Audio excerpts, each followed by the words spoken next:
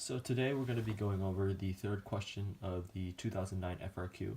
So when we look at the question, we see that there's a diver on a diving board, and then there's an x of t and y of t, and it gives you dxdt and dydt. And in the question, you can also see it gives you the starting height of the diver, which is 11.4 meters. And whenever you see extra information like that, you want to take extra note of it, as you'll need that information later in the problem. So let's take a look at part A, where it's asking us to find the maximum vertical distance of the diver. So when it says vertical, it signifies that we should be looking at the y portion of the parametric equation. And when we look at the problem, it gives us dy dt.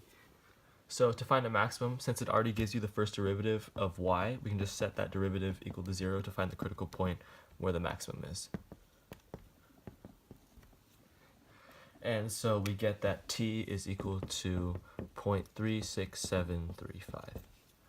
So the way we can solve for this time is by putting the function dy dt and graphing it in our calculator.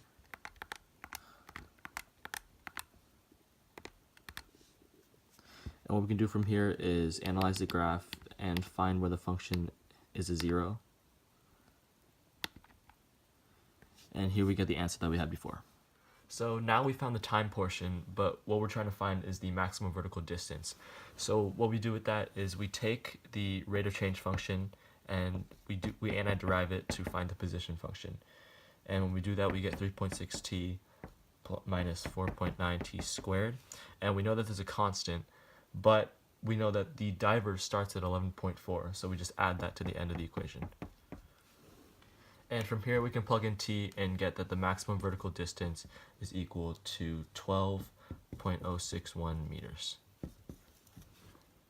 So another way of thinking about this, instead of finding the antiderivative and replacing the constant, we can think of it as an integral.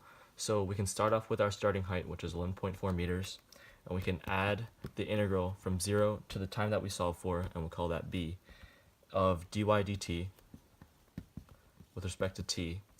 And when we solve that, we get 12.061 meters, which is the same answer as we got before. So looking at the scoring guide, we can see that we can get 3 points for this problem. One for setting dy dt is equal to 0, which is just setting the derivative equal to 0 to find a critical point. Another for getting the integral or y of t, which is what we did. We found the position function. And another for finding the answer. So now we can move on to part B, where it's asking us when the diver hits the water. And since we already solved for the position function from part A, all we had to do was set that equal to 0. So we'll take 11.4 plus 3.6t minus 4.9t squared and set that equal to 0.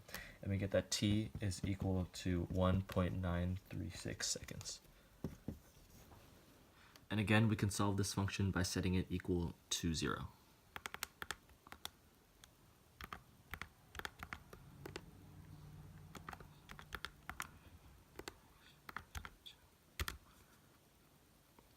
And we can find what's equal to 0 by analyzing the graph. And we end up with the same answer we got before. And looking at the scoring guide, we can get 2 points for this problem, one for the equation of y of t and one for the answer. So now we can move on to part C, where it's asking us to find the total distance traveled by the diver. And total distance signifies arc length. So what we want to do is write down the equation for parametric arc length, which is the integral from 0 to a specified time of the square root of dx dt squared plus dy dt squared. And A is the time we solved for in part B, which was 1.936 seconds, and we're given dx dt and dy dt in the equation, so we can just solve the integral and get that the distance is 12.946 meters. And we can see for this problem, we get 2 points, one for the integral and one for the answer. So for the last part of this problem, it's asking us to find the angle between the diver and the water the moment the diver hits the water. And for this problem, it's really helpful to draw a picture. So I'll just do an arrow representing the diver and a line representing the water. And what we're trying to do is to find theta. And what we know is that the horizontal component is x and the vertical component is y. So from here, we can use the equation tangent of theta is equal to dy dx. So for this problem, we'll want to change dy dx into dy dt over dx dt. And we're looking for, at the moment, the diver hits the water. So we'll want to do it at time A, which was 1.936 seconds. And we get that it's equal to negative 19.21913.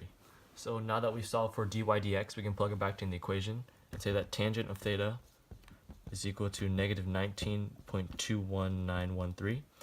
And what we're going to do is take the tangent inverse of negative 19.2193, and we get that it's equal to 1.518.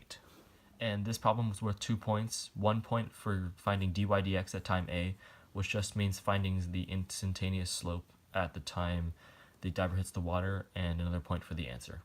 So overall, this problem was relatively easy, but there are still places where you can go wrong.